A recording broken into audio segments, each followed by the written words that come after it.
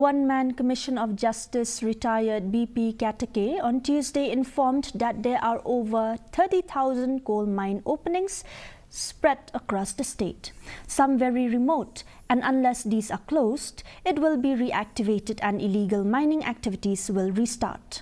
Justice Katake also ordered an aerial survey to verify the availability of 32 lakh metric ton of coal as claimed by the state government, with its earlier drone survey revealing as many as 15 lakh metric ton of coal only. The mine available, and therefore this should be allowed to be operated. 32, no sir? 32 lakh metric ton. And we made a verification.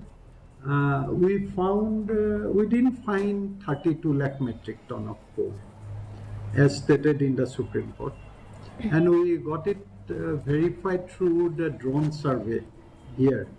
And in drone survey around, if I'm not mistaken, 18 lakh or something we found, and